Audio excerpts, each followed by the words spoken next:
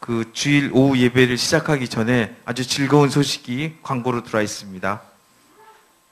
무슨 얘기냐면 우리 사랑하는 순난 사모님, 순난 본부장님이 저에게 문자를 하나 주셨어요.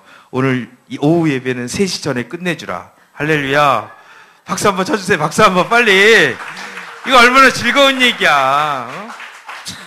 3시에 끝내는 또 기쁨이 있습니다. 그래서 3시 전에 끝낼 거예요. 그러니까 팀 모임 할 때도 팀 모임도 2시 전에 끝내고 와야 돼. 항상. 그래야지 1시간 쌈박하게 예배드리지. 어떤 팀은 2시에 오고 어떤 팀은 2시 20분에 오고 이러면 진행하는 사람들은 되게 힘들어요. 이게 찬양 연습인지 실제인지 모든 게 다 하나님께 드려지는 거지만 그래도 우리가 기본적인 예의를 가지고 2시에 예배가 시작되니까 예배 시작되면 예배 때 와야 됩니까? 아니면 예배 전에 와야 됩니까, 여러분? 전에 와야죠. 그렇게 잘 알잖아. 그러면서 조금 한두 번은 늦을 수 있지. 그렇지만 앞으로는 그러시면 안 돼요. 할렐루야. 오늘 아침에 제가 이렇게 우리 다은이가 일어났어요. 사실은 다은이가 이틀 동안 아팠어. 하루는 깨병이었고 어젠 진짜 아픈 것 같아. 이게 자기가 깨병이라고 스스로 마인드 컨트롤을 하니까 아프다. 왜냐면 학원 가기 싫고 가해 가기 싫고 막 이런 거 이제 공부방 가기 싫으니까 계속 아프다고 자기한테 주입을 시켜서 학교 끝나자마자 들어 누웠어요. 이제 모든 걸 안 하고 계속 그러면서 음료수가 먹고 싶다, 뭐 라면이 먹고 싶다, 뭐 이런 주문 사항이 계속 왔어요. 그러니까 아프니까 어떻게 들어줘야지. 계속 들어줬어요. 그때 어제는 진짜 아팠어요. 정말 아프더니 뭐라 하냐면 오늘 토요일이라서 아파도 괜찮은 날이래 또. 할렐루야. 그래서 본인이 그냥 마음으로 막 먹어버리니까 그냥 아파지는 거야. 근데 제가 좀 어젯밤에 약간 걱정이 되더라고요. 내일 우리가 맛있는 거 먹으러 갈 건데 주일날. 근데 어떡하지 다은이가? 근데 오늘 아침에 거뜬하게 일어났습니다. 걔가 맛있는 거 먹으러 간다니까 그냥 일어나 버리는 거야. 와, 너무 멋있죠. 한 10년 전에 우리 다은이가 우리 다은이는 제가 되게 많이 꿔요. 꿈 꾸면 꿈에서 어떨 때는 예수님도 만나고 어떨 때는 성령님도 만나고 하여튼 이 아이는 좀 어렸을 때부터 그런 필링들이 참 많았는데 이 다은이가 꿈꾸면서 그랬어요. 우리 아내가 그때는 인도 가야 되겠다는 생각을 거의 안 하고 있었어요. 그래갖고 인도 가지 말아야 될 이유 100가지, 그 다음에 인도 가야 될 이유 1가지도 없었어요. 그때는. 그랬는데 우리 다은이가 꿈꾸고 일어나더니 딱 얘기해 주는 거예요. 엄마, 예수님이 인도 가래. 그래갖고 우리 아내의 마음이 확 바뀌었어요. 그게 하나님의 음성으로 들린 거예요. 왜냐하면 이 어린아이가 그때 아주 어렸을 때 아니에요. 그 어린아이가 하는 얘기지만 이 얘기가 하나님의 음성으로 권위 있는 자의 목소리로 들린 거예요. 하나님의 음성 아니에요. 오늘 우리도 예배 가운데 제 목소리가 아니라 정말 권위 있는 어떤 하나님의 음성으로 들려지면 그냥 단 1초만이라도 우리는 충분합니다. 1시간 필요 없어요. 그렇잖아요. 몇 초만 가지고도 우리는 충분히 다 리프레시 돼서 갈 수 있잖아요. 힘을 내서 갈 수 있잖아. 그렇죠? 장황하게 팍 하는 그런 설교 말고 그런 메시지 말고 짧지만 굵고 정말 내 안에 임팩트를 팍 주고 이 말씀 갖고 일주일 살아낸다면 그런 말씀이 있었으면 좋겠는데 오늘 아침에 우리 다은이가 그러는 거예요. 아빠 왜? 했더니 우리 교회 5층이잖아. 그래서 그치. 근데 5층인데 갑자기 꿈에 이 5층짜리가 199층 됐대. 박수 한번 치세요 빨리. 이건 믿음으로 받아들여야 되는 거야. 그래서 야 우리 교회 199층 곧 되려나 보다 진짜. 이런 건 시간 문제야. 사실은 하나님이 한 큐 딱 때리면 시간 문제에 이루어지는 거는. 근데 이 어린아이 입술에서도 이런 부흥의 소리가 나온다는 게 하나님의 때가 됐다는 얘기 아닐까요? 그런 거 아닌가요 정말? 우리만 성인들만 막 부흥을 얘기하는 게 아니라 요 조그만 어린이들도 그 마음 안에 얼마나 이 부흥의 갈망인들이 있으면 5층짜리가 199층이 되겠어. 근데 이 아이가 오늘 교회 간다고 옷을 입고 와서 티셔츠를 딱 입었는데 하얀 티셔츠에 뭐라고 써있냐면 Desire이라고 써 있어서 발음이 좀 안 좋죠? 소망, 열망, expect, 좀 더 어렵게 ambition 뭐 이런 뜻이에요. 정말 희망하고 소원하고 나의 비전을 이루고 싶은 하나님의 갈망. 그 갈망. 이 아이가 이렇게 이 티셔츠를 왜 입고 나와서 그 얘기를 할까? 이런 게 우연일까요? 아니죠. 오늘 오전 설교 시간에 우리가 들었잖아요. 우연 아니다. 하나님의 시간대 정확히 그분이 타이밍을 맞춰서 선포하는 메시지에 우리가 예스 지저스, 예스 로드 그리고 쫓아만 가면 누가 이루셔? 하나님이 이루시지. 할렐루야. 그렇게 행하실 하나님이심을 믿습니다. 우리 아가서 3장 6절부터 11절까지 말씀 보겠습니다. 아가서 3장 6절부터 12절까지 다 찾으셨나요?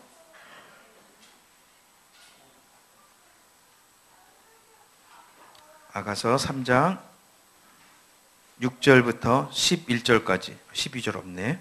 할렐루야. 자, 저하고 한 절씩 읽겠습니다. 몰약과 유향과 상인의 여러 가지 향품으로 향내 풍기며 연기 기둥처럼 거친 들에서 오는 자가 누구인가?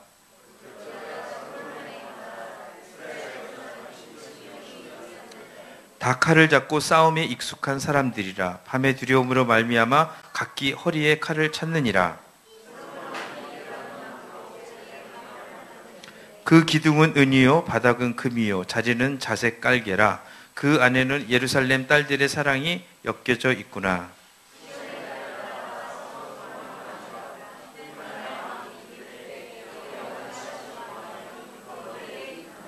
아멘. 여기서 6절을 잠깐 보겠습니다. 몰약과 유향과 상인의, 몰약 그럼 십자가죠. 유향 중보기도입니다. 상인의 여러 가지 향품, 그리스도의 향기라고 생각하시면 돼요.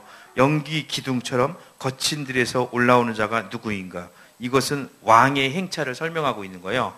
연기 기둥, 고대에는 높은 귀족들이나 왕이나 왕과 관련된 사람들이 지나갈 때 꼭 연기 기둥을 그 옆에다 이렇게 옆에 피우고 그 다음에 향을 막 뿌리고 그랬어요.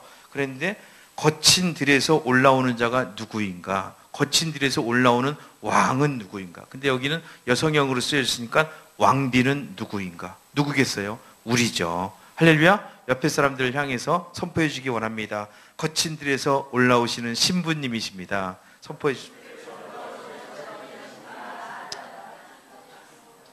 봐봐. 지금 왜 우리가 이렇게 인생을 거칠게 사는지 이유가 있는 거예요. 성경에 써 있잖아. 왜 내 인생이 뒤죽박죽이 됐고 내 마음먹은 대로 되지 않았을까?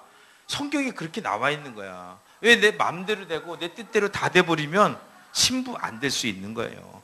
거친들은 뭡니까? 지나간다는 거예요. 거친들은 멈춰있는 장소가 아니라 서있는, 스탑하는 장소가 아니라 지나간다. 영어로 사탄이 스페링이 어떻게 되죠? 아는 분 빨리. 나 지금 빕스 상품권 있습니다. 자, 사탄 영어 스페링 자신 있게 될 수 있나? 빨리. 사탄도 몰라? 괜찮아. SATAN 사탄. 너무 쉬우니까 지금 못 맞히는 거지 지금. 그렇죠? 좋아. 그럼 하나님을 영어로 상섭이. 역시 상섭 똑딱 박수 쳐줘요 빨리. 상섭이 God라고 그랬어. 야, 여기서 봐. 이 영어도 있잖아요. 그냥 받는 게 아니야. 사탄은 SATAN이잖아요. 사탄은 늘 우리를 주저앉히는 존재야. SAT 앉히다. 앉히는 존재. God는 뭐야? 앞에 두 자만 떡 봐요. 가라, 일어나라. 할렐루야. 영어도 그냥 만들어진 게 아니라니까. 꿈보다 해석이라고 그러지만 이거 다 신대원에서 써먹는 거야 이게. 할렐루야.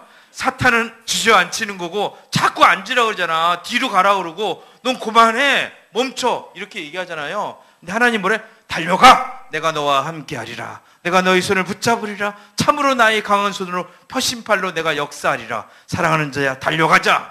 너희 유업이 저기 있느니라.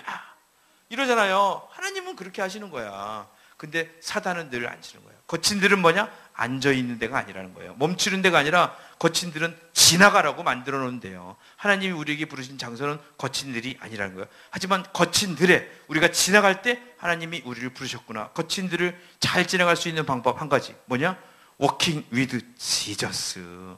내가 주님과 함께 있는지 없는지를 분명히 발견할 수 있는 축복의 장소가 거친들이라는 거예요. 거친들이 언제 변해? 내가 주님의 얼굴을 볼 때 내가 밟고 있는 땅이 바뀌어버리는 거예요.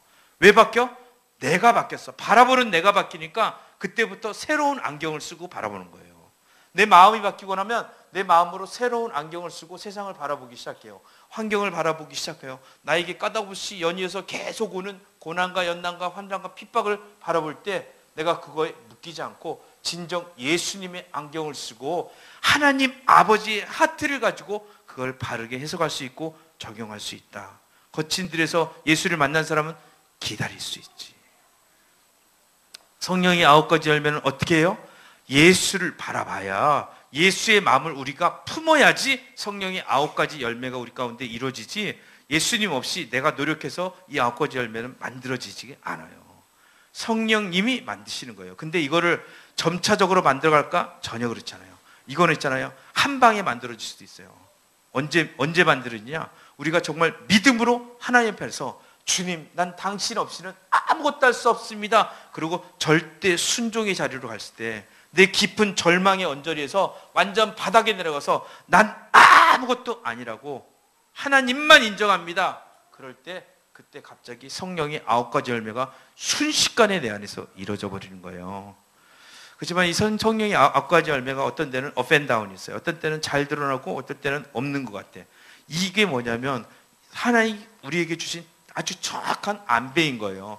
날마다 성령이 충만한 가운데 우리가 있으면 이런 걸 못 느끼잖아.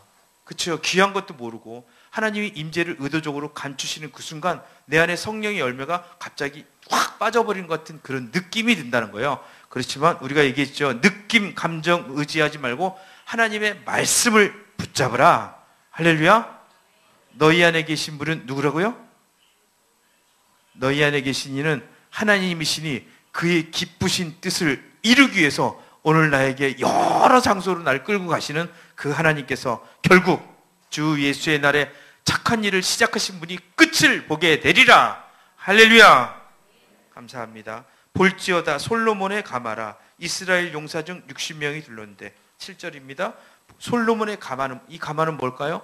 혼인 가마를 얘기하는 거예요. 이 가마가 여성형이에요. 혼인 가마. 하지만 이 가마를 쓸 때 어떻게 표현하냐면 그리스도, 예수 그리스도, 신랑이신 예수님이 거하시는 성전. 누굴까요? 우리잖아. 우리가 만들어진, 교회가 만들어지는 이 가마는 교회를 얘기하는 거예요. 가마는 나를 얘기하는 거예요. 내 안에 신랑 대신 예수님께서 오시는 중이라는 거예요. 그분이 만들어지는 거라는 거예요. 그분이 날 통해서 만들고 싶어 하시는 거예요. 그런데 이 가마 옆에 누가 있습니까? 이스라엘의 용사 60명이 둘러싸고 있다는 거예요. 이 용사들 설명하고 있습니다. 8절에 다 칼을 잡고 싸움에 익숙한 사람들이라 밤의 두려움으로 말미암아 각기 허리에 칼을 찾느냐. 용사 60명이 있는데 이 용사 60명은 이스라엘 숫자 60은요 완전한 수 12에 5배니까 완전수인데 이 60은 아주 많은 사람을 얘기하는 거예요. 수많은 용사들이 가마를 훈련된 용사는 어떻게 써요? 칼을 들고 싸워도 있잖아요. 그냥 막 아무데나 막 휘두르고 그런 사람들이 아니에요. 한 칼에 적의 염통을 딱 자르고 한 칼에 적의 목을 탁 자르는 거예요. 이렇게 칼질했는데 잘못 잘라갖고 여기 옷깃만 스치고 지나가면 뚜껑 열려 안 열려? 더 열리니까 더 죽어. 더 빨리 공격당하잖아요. 그리고 칼은 휘두른 다음에 회수를 못하면 죽게 되는 거예요. 칼은 휘두르는 것도 중요하지만 빨리 회수를 해서 이걸 그 다음번 공격을 준비한 연속 동작을 할 수 있어야 되는데 칼만 휘두르고 이러고 있으면 그때 죽는 거지. 안 그러겠어요? 그런 어설픈 용사들이 아니라 한번 칼질하면 정확하게 상대방을 위해서 요 정도 힘만 줘도 딱 줘도 끝낼 수 있는 그런 정도 아주 고도로 훈련된 사람들. 그게 용사라는 거예요. 그래서 이 용사는 어떤 사람들이요? 용사는 훈련이 됐으니까 어떤 훈련이 됐겠어? 힘을 잘 쓸 수 있는 훈련이 돼 있는 거예요. 육과 혼이 발달되어 있는 사람들을 용사라고 그래. 힘과 실제 힘과 그 다음에 머리를 어떻게 어디를 공격해야 될지 딱 보고 판단력을 가지고 적절하게 공격해낼 수 있는 그 분별력을 갖고 있는 사람들, 이런 사람들 60명, 수많은 사람들이 가마 옆에 있는데 이걸 뭐냐면 마치 성전을 호위하고 있는 듯한 그런 느낌이 드는 거예요. 이 얘기는 뭐냐면 신부가 그 가마로 가까이 가는 것을 이 이스라엘 용사 60명이서 마치 못 오게 막고 있는 것 같은 그런 느낌이 드는 거예요. 성전을 보호하면서 신부가 오는 것을 막고 있는 거예요. 신부가 지금 그 가마에 결혼하려고 솔로몬과 결혼하려고 가고 있는데 신부를 못 들어오게 해. 근데 어떻게? 칼을 차고 있어. 이 사람들이 신부가 가까우면 어떻게 하겠어요? 칼질을 하는 거야, 신부한테. 그래서 신부의 온몸이 난도질을 다 당하는 거예요. 신부가, 그리스도의 신부들은 필수적 고난을 받게 돼 있는 거예요. 그래서 여러분이 믿음 생활 하시다면 신부는 정확하게 찔려요. 사단이 있잖아요. 이스라엘 용사 60명 같은 사람들을 동원해서 어떤 사람은 여기를 찔러줘야 돼. 어떤 사람은 여기 찌르면 아킬레스건이야. 어떤 사람은 여기 찌르면 돼. 정확하게 알고 거기만 찔러대는 거야. 그만큼만 찔러. 딱 찌르면 깊이 찌를 것 없이 여기 딱 찌르면 반응이 확 일어나. 근데 그 반응이 뭘까요? 여기 보면 써 있어요. 그 다음 절에 8절, 다 칼을 잡고 싸움에 익숙한 사람들이라 밤의 두려움으로 말미암아. 밤의 두려움으로 말미암아 칼을 찾는데, 이 칼이 어떤 역할을 하냐면 밤의 두려움들을 일으키는 역할을 한다는 거예요. 오늘 우리가 살면서 누가복음 24장이라는 거예요. 말세가 돼서 주님 오실 날이 가까이 오면 성도들 안에 무슨 일이 생기냐면 너희가 불법을 행하되고 너희가 방탕한 삶을 살게 되고 술 취하게 되고, 그 다음에 마지막으로 보면 생활의 염려, 두려움 가운데 살게 된다. 근심하며 살게 된다. 불안해한다. 할렐루야. 그건 우리 얘기 아니죠. 우리는 믿음의 사람들 아닙니까? 할렐루야. 근데 이 사단이 이 신부가 그리스도의 성전이 되어가는 과정 가운데 필수적으로 이스라엘 용사 60명 같은 그런 수많은 용사들이 칼을 차고 우리 안에 있는 두려움들을 자꾸 꺼내서 찔러갖고 자극을 준다, 이 얘기예요. 그러니까 한번 찔릴 때마다 아프지만 아픔 가운데 내 안에 있는 두려움들이 확 올라오는 거예요. 이 두려움은 어떻게 돼요? 그 다음엔 두려움은 바로 분노로 바뀌는 거예요. 두려움이 해결되지 않으면 두려움은 움츠리고만 있는 것이 아니라 두려움을 대상을 향해서 정확히 공격을 하게 돼 있어요. 근데 이 공격은 제대로 공격을 하는 게 아니라 엉뚱한 방법으로 공격. 두려움에 빠져 있는 사람들은 사리 분별을 제대로 할 수가 없어. 이걸 공격해야 되는지 말아야 되는지도 모르고 어디까지 해야 되는지를 모르고 그냥 막 휘두르게 되는 거예요. 근데 어린애가 칼싸움 할 때 막 이러고 하잖아요. 어린애들.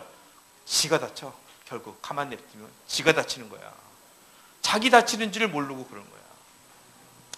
우리 교회 안에서도 이렇게 막 칼질하는 사람들이 생길 수 있어요. 그럴 때는 가만 냅둬야 돼요. 아니면 진짜 힘 있는 사람에게서 그 칼을 멈추게 잡아줘야 돼요. 왜냐하면 이 두려움에 있는 사람은 뭐라 그래? 사랑 안에 모든 두려움을 내어 쫓나니. 두려움 속에 있는 사람은 사랑을 받고 싶은 거야. 인정받고 싶은 거야. 사랑이 채워져야 되는 거야. 믿음이 있어야 되는 거야. 하나님이 내가 너를 택하였다. 내가 너를 버리지도 않았다. 하나님, 내 인생은 지금 광야 가운데 고아 같은 인생이에요. 과부 같은 인생이에요. 나는 버려졌습니다. 나는 어떻게 살아요? 내일 나는 어떻게 삽니까? 오늘 당장, 오늘 밤, 밤이 찾아오면 나는 어떻게 있어야 됩니까? 쉴 수가 없어요. 계속해서 고민이 되는 거야. 어려움이 생겨요. 그 두려움을 어떻게든지 극복해야 되는 거야. 그럴 때 내 안에 수치, 오늘 우리 아침에 배웠잖아요. 길갈, 수치가 굴러간다. 그 길갈이 그런 뜻이라고 했잖아요. 우리 안에 있는 수치들이 두려움과 부딪히면 서로 상승작용이 일어나고 그 두려움들이 올라올 때 앵거가 돼버려.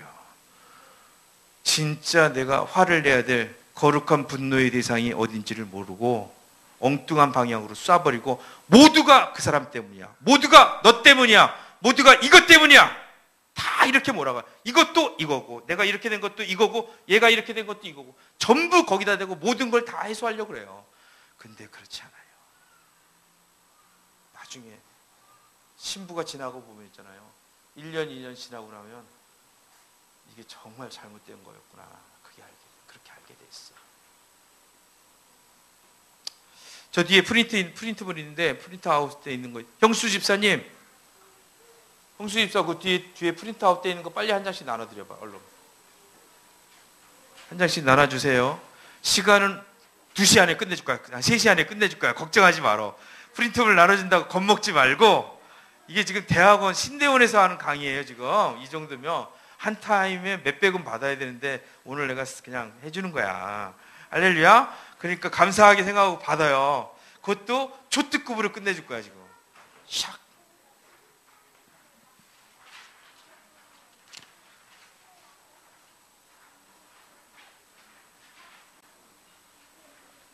지금 여러분이 밤의 두려움에 대해서 여러분이 조금 아셔야 돼요. 이 백성이 지식이 없어서 망한다. 그런 얘기가 있어요. 호세아서의 말씀 가운데 우리가 정말 나에 대한 제대로 된 지식이 없을 수가 있어. 자, 빨리 읽어보겠습니다. 자, 시간이 없으니까 시작. 두려움은 함께 있습니다. 시작. 두려움은 다른 모든 감정과 마찬가지로 우리에게 하나의 정보를 알려주는 것입니다. 즉 우리는 자신의 두려움을 통해 자신의 심리적 상태를 이해하고, 두려움에는 기본적으로 5가지 요소가 있습니다. 다른 거의 모든 두려움은 이 기본 요소들의 조합입니다. 1. 소면. 자신의 존재가 사라지는 것에 대한 두려움입니다. 이는 죽음에 대한 공포보다 더 근본적인 것입니다. 모든 인간이 가진 근본적인 존재에 대한 근본적인 불안감이 이 두려움과 관련이 있습니다. 높은 장소에서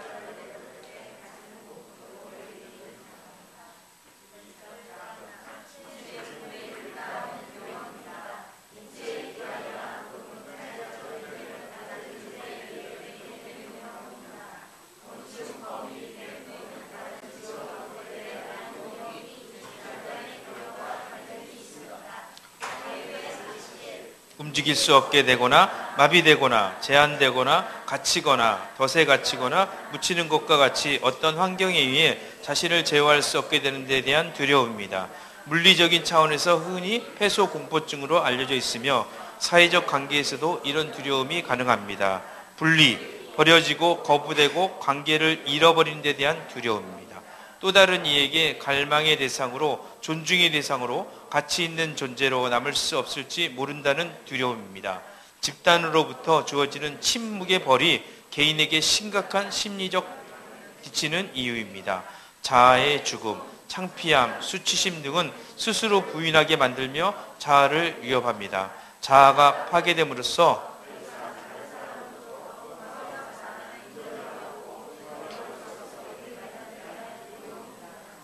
맞아요.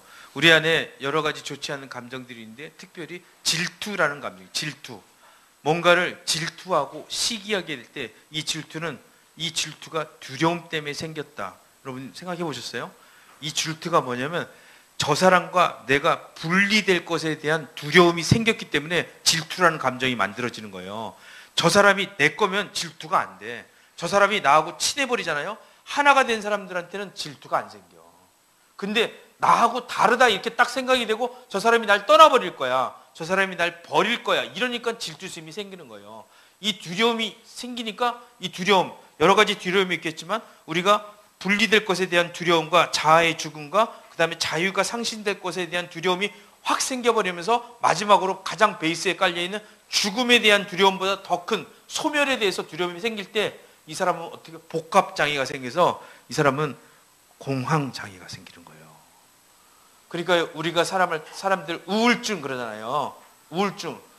나는 40대 좀 넘으면 갱년기니까 모든 자매들이 우울증 겪을 줄 알았는데 그렇지 않다는 거예요. 이 우울증이 신자들에게 주는 두려움 가운데 하나를 자기가 이 두려움에 대해서 제대로 된 정보를 갖지 못하고 작은 두려움을 자기가 받아들이기 시작해. 땡겨놓고 한두 개씩 갖고 있다 보니까 이 두려움은 내 거야. 그리고 여기에 대한 정보가 없으니까 결국 이 두려움들이 모여서 서로 상호 보완작용을 해야 되는 거예요. 그러고 난 다음에 이것이 서로에게 자극을 주면 극대화돼. 그래서 이걸 영어로 이제 패닉 리스폰스라고 이렇게 얘기해요. 공황장애가 만들어지는 거예요. 그래서 40대 이후의 자매들이 자기가 우울증에 빨리 빠지게 되고 자기가 어떤 정신병적 증세에 들어갔다고 막 스스로 진단해버려. 그리고 막 자기가 더 늙어요. 나는 늙어가고 있는 중이야. 나는 이제 곧 버림받을 거야. 내 피부가 쪼글쪼글해져. 하여튼 좋지 않은 것만 계속 묵상하면서 더 많은 걸 여기다 덕지덕지 붙이는 거예요. 그러면서 행복하게 살지 못하는 거예요. 실제 그렇지 않아요. 우리 어머니 정권사님이 그런 거예요. 60이 됐는데 정권사님이 그런 거예요. 아이고 나 이제 할머니라서. 아니 엄마 같은 할머니가 어디 있어 도대체. 엄마처럼 이쁘고 젊은 할머니가 어디냐고. 근데 난 60이야. 그러면서 본인이 자기한테 마인드 컨트롤해. 난 60이야. 60 그러면서 다니는 데마다 다 할머니라고 그러고 다니는 거예요. 나 할머니라고 불러라 이러고. 그래서 엄마 말의 표현을 바꾸셔야 돼요. 권사님 그렇게 하시면 안 돼요. 권사님 할머니 맞지만 할머니라고 하지 말고 다른 사람들한테 아줌마라 부르라고 얘기하라고. 그러면서 아줌마라 부르니까 그다음부터 웃고 다녀요. 등산하고 다녀. 산도 막 뛰어다녀. 아줌마니까. 씩씩한 우리나라 아줌마들 얼마나 셉니까? 저희는 여러분들은 서울에서 많이 안 살아셨지만 전 서울에서 지옥 같은 지하철, 버스 다 그런 거 경험했어요. 지하철에 이렇게 앉으려고 지하철을 딱 타면 아줌마 옆에 있으면 못 앉아. 근데 이렇게 큰 아줌마가 어떻게 엉덩이부터 들어가고 쫙 비비고 앉는지 못 당해. 그거를 앉아있는 사람도 비켜야 돼. 아줌마 정말 무서워요. 아줌마 위대하시잖아. 어쩌면 김일성이 못 쳐들어온 것도 아줌마한테 왜 못 쳐들어왔을 수도 있대. 우리나라 아줌마들이 그렇게 무서워. 딱 두 사람이었대. 방위와 아줌마. 그게 그렇게 무서웠다는데. 할렐루야. 이 두려움에 대해서, 이 밤의 두려움, 지나갈 것에 대해서 우리가 염려하고 갖고 있으면 안 돼요. 어저께 우리가 잠깐 얘기했잖아요. 요한 1서 2장 13절에 우리가 얘기했잖아요. 이 세상도 정욕도 다 지나가지만 여호와의 말씀만 영원하다. 하나님의 말씀을 붙잡아야 되는데 우리 그리스도의 성도들이 이 밤이 끝나지 않을 것 같다고 이렇게 생각하는 거야. 그렇지만 안 그러잖아요. 오늘 우리 예배 때 들었잖아요. 겨울, 그 혹독한 겨울을 그 겨울 가운데서도 있잖아요. 이 겨울이 지나고 나서 금방 봄이 되고 지금 또 반팔 입고 다녀 또 사람들은 보면. 그쵸? 낮에 봐봐. 이 밤만 있는 게 아니라 밤보다 낮이 훨씬 더 빛나게 온다니까. 낮의 시간들이 지금 오고 있는데 밤만 생각하고 거기에 두려움에 쌓여갖고 그걸 묵상하고 있으면 안 돼. 환경을 묵상하고 생각하고 있으면 사람이 보이고 기도를 하면 하나님이 보인다. 저 따라하겠습니다. 생각하면 사람이 보이고 기도하면 하나님이 보인다. 사람은 아무리 의지해도 소용없어요. 사람의 인정은 덧없는 거야. 사람은 아침, 점심, 저녁 다 드리기 때문에 사람 기대하지 마세요. 아무리 내 말 잘 들을 것 같이 소용없어. 다 떠나가 버리는 거예요. 사람 기대하지 말고 하나님을 기대하셔야지 정말 남편이고 아내고 애들한테 바르게 우리가 바른 감정을 표현할 수 있고 바르게 살 수 있어. 기대가 심하니까 상처를 많이 받은 거야. 내가 뭔가를 줘서 받은 게 아니라 내가 그 친구한테 리스폰스를 기대하고서 뭔가를 줬기 때문에 그게 안 돌아오니까 그 거절감, 배신감이 막 섞여갖고 그리고 내 안에 있었던 기본적인 자존감의 영역이 채워지지 않은 거야. 근데 하나님은 이걸 아프다고 얘기하면서 내 사랑하는 자야. 내가 지금 아프구나.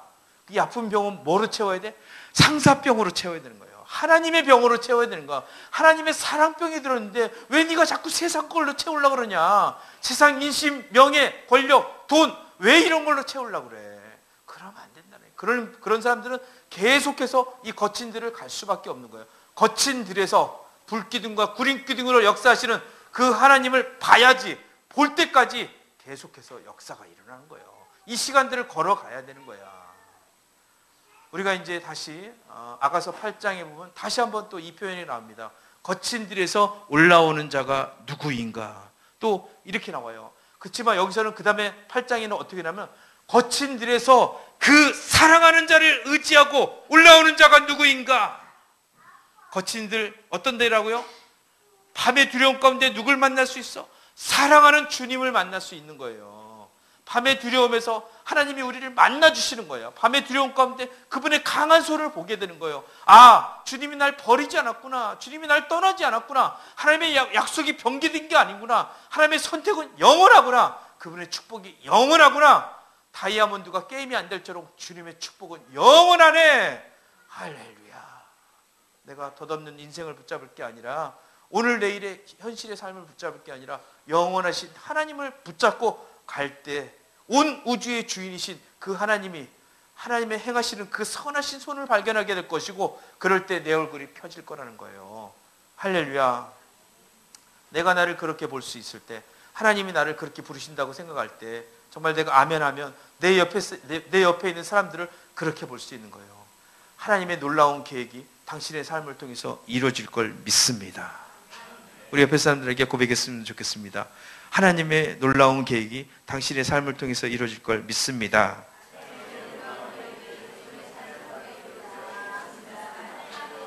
아멘. 그 정도 얘기할 수 있는 사람은요 벌써 웃잖아. 감사할 수 있는 거야. 감사. 할렐루야. 뭐를 한다고요? 감사는 감을 사라 뭐 그런 뜻은 아니에요. 감사. 알았죠? 감사는 언제 해야 돼? 감사는 타이밍이 중요해요. 감사는 냉면과 같아갖고 타이밍 중요해요. 냉면 있잖아요. 냉면 너무 늦게 갖다 주면 어떻게 되죠? 다 퍼지잖아. 양념 아무리 잘해도 소용없어. 그래서 감사는 딱 그때 해야 돼. 감사해야 될 때 감사해야 되는 거예요. 신부들이 왜 삶에서 영적 에너지들이 누수되는지 감사해야 될 타이밍이었는데 감사를 안 하고 그냥 지나가 버린 거야. 까먹고 지나간 거야. 감사가 되면 그때 바로바로 표현해야 돼. 어색하다고 나중에 몰아서 해야지 그러지 말고 진짜 감사하면 감사한 대상에게 바로 가서 감사하다고 인사하고 그리고 하나님께 감사를 표현하세요. 이 모든 일을 이루신 분은 하나님이잖아. 진짜 주관자가 하나님이신데 그 하나님께 감사할 때 할렐루야. 하나님도 인격적인 하나님이잖아요. 내가 너에게 은혜를 보냈는데 그 은혜가 네가 잘나서 된 게 아니잖아. 근데 어떻게 네가 잘난 것처럼 이렇게 지나다니냐. 물론 그것도 하나님은 미워하지 않으세요. 하지만 더 귀한 영적 진리를 이 아들이 알아야 돼. 왜? 성숙해야 되니까. 그래야 다른 사람 올 때 온전한 것들을 가이드해 주시다. 자기도 맹인이면서 남을 가르칠 수는 없잖아요. 그렇죠? 감사를 가르칠 수 있을 정도로 눈이 떠져야지 자기가 알아야 누군가를 제대로 가르칠 수 있지. 왜? 하나님은 우리 모두를 아버지로 불렀잖아요. 아버지는 어떤 사람이야? 아버지는 가르침보다 삶으로 길을 내어주고 이 자녀를 위해서 자기 생명을 그냥 줄 수 있는 사람이잖아. 살을 떼어서 먹여주고 피를 짜서 그 자녀들에게 먹여주는 할렐루야. 그 아버지, 그 어머니, 우리 모두를 하나님께서 아버지로 어머니로 불러주셨다고 믿습니다. 할렐루야. 공간복음에는 여러 가지 일들이 나오는데 특별히 예수님이 행하신 일 가운데 저는 제일 좋아하는 그 말씀이 뭐냐면 오병이어. 오병이어 사건이 너무 좋아요. 5천 명이 쫙 5천 명이 있다는데 5천 명 앞에서 오병이 5개 떡 5개 하고 물고기 2마리 가지고 예수님이 그 도시락통 하나 딱 들고서 이렇게 싹 손에 들고 하늘을 우러보면서 기도하는 그 장면 한번 생각해 보세요. 5천 명은 사실 거기 2만 명이 넘게 모여 있는 거예요. 남자 수녀만 씌어서 5천 명이니까 그 2만 명이 넘는 사람들이 이렇게 쳐다보고 있는데 예수님이 고작 도시락 하나 갖고 놈들은 지금 배가 고파 죽겠는데 우리 예수님이 설교를 좀 길게 하셨어요. 우리 아브라함 목사님도 훨씬 길게 하셨어. 그래갖고 보통 한 번 했다면 5시간, 6시간 이렇게 하신 거. 얼마나 배고프겠어요. 그 설교 들으러 오는 시간도 있고 그런데 그 자리에 모여 있는데 거기서 다들 배고파 죽겠는데 떡 5개 하고 보리떡 5개 하고 생선 2마리 딱 든 다음에 하늘을 보고 기도하려고 그러는 거예요. 그건 밑에서 뭐라 그랬어요? 자기만 먹으려나? 그래서 이제 우리도 배고파 죽겠는데 아니 뭔가 대책이 있던가 그래야 되는데 근데 갑자기 이 떡 5개 딱 들고 생선 2마리 든 다음에 예수님이 하늘을 우러보면서 그러는 거예요. 뭐를 했을까? 감사를 했다니까. 보리떡 5개하고 물고기 2마리를 딱 들고 하늘을 우러러 하나님 향해서 감사한 거예요. 그러고 나니까 그러고 나눠 주어라! 내 인생에 오병이어 같은 축복의 역사가 있기를 원하십니까? 밤의 두려움을 완전히 뛰어넘어서 어떤 두려움이 오더라도 이 두려움이 감사로 바뀌는 놀라운 정말 포로노의 삶, 신부의 삶을 살 에너자이저들이 되어서 내가 가는 곳마다 감사의 바이러스를 흘리고 다니리라. 내가 가는 곳마다 감사로 여러분은 전염병 들게 될 거예요. 내가 가는 곳마다 감사의 향기가 뿜어져나리라. 할렐루야. 그런 미라클 메이커가 되고 그런 브릿지가 되고 할렐루야. 그런 징검다리로 내 몸을 내어드리고 내 삶을 드리고 싶습니까? 감사가 회복돼야 됩니다. 오늘 우리가 읽었던 두려움에 대해서 우리가 봤는데요. 이 두려움은 내 거가 아니라고 선포하셔야 됩니다. 나사렛 예수의 이름으로 날 두렵게 하는 모든 악하고 더러운 것들은 떠나가라. 너희 정체는 이제 밝혀졌어. 더 이상 두려움은 내 것이 아니야. 우리 가족의 것이 아니야. 우리 아내 안에서, 우리 남편 안에서, 우리 자녀 안에서 두려움의 영들은 사라져 없어져라. 너희 고아의 영을 주는 악하고 더러운 것은 사라져라. 우리를 과부의 영으로 늘 병들게 하고 힘들게 하고 어렵게 하는 악하고 더러운 것은 사라져라. 어떤 사람이 이런 기도할 수 있을까?